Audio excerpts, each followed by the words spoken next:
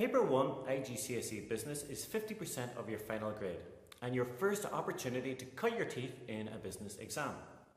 Today we'll look at the structure of the exam, how to approach each question with worked examples, and to finish with a smattering of inside hacks and tips for making sure you ace the exam.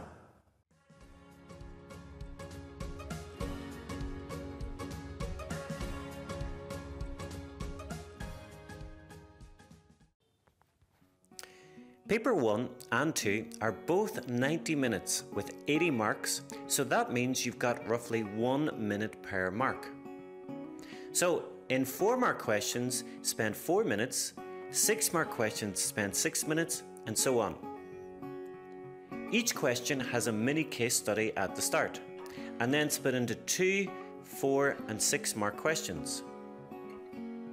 Even though each of the 4 mini case studies are very short, it's still important to read the information carefully before answering every question. On paper 1, there are 20 marks for application, and it's much easier to access analysis and evaluation marks when you're writing from the perspective of the business owner. Although knowledge marks make up 50% of your grade on paper 1, it's also crucial to know when to use application, analysis and evaluation. So let's take a closer look at how to gain full marks in each kind of question on paper 1.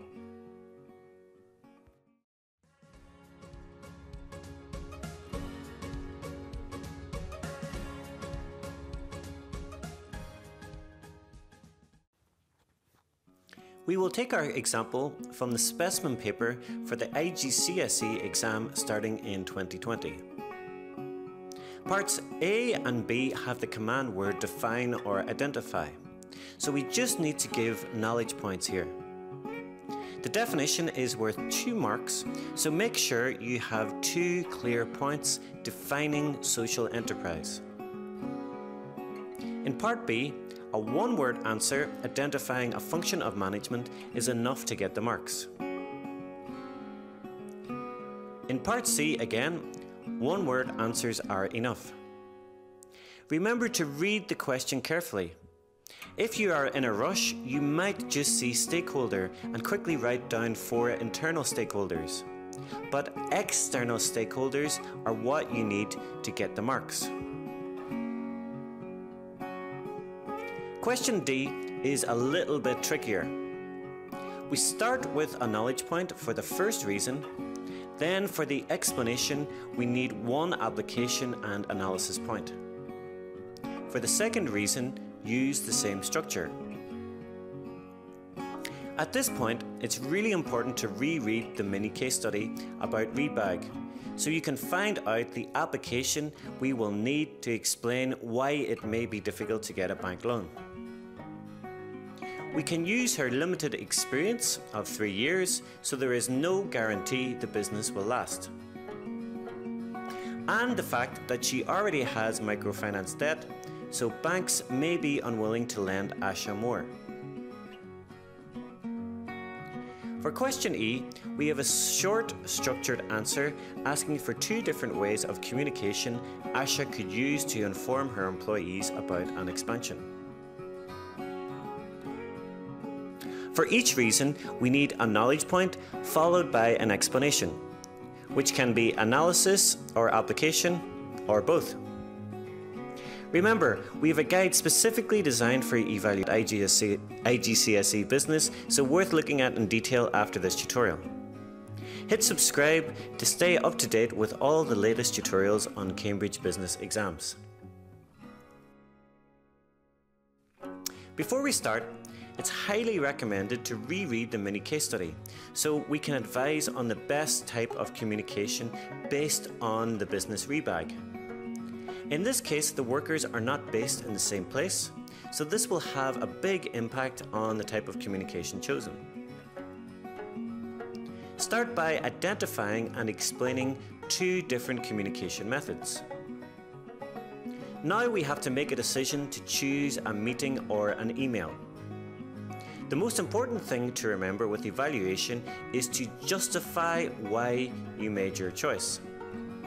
To do this, you need to explain why one is better than the other. In this case, we've chosen an email. It's better than a meeting because if the workers are located in different areas, they might not be able to attend. However, for evaluation, there is no wrong answer, as long as you explain why your choice is better than the other option. So we could also choose a meeting and justify it by saying it's better than an email because all the employees may not have access to email.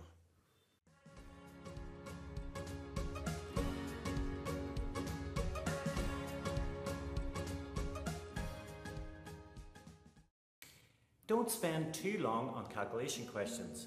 There can be a huge opportunity cost if you don't leave yourself enough time to complete the other questions. On paper 1, you usually have two 2-mark calculation questions. On each one, spend just a few minutes.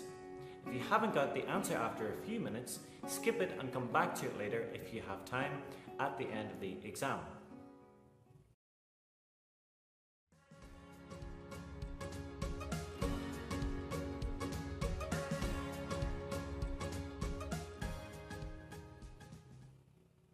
The key to using your time effectively in paper 1 is giving clear and concise answers, especially on the knowledge questions.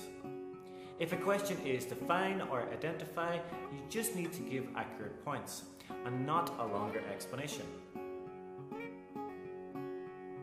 For the longer questions, don't jump in straight away.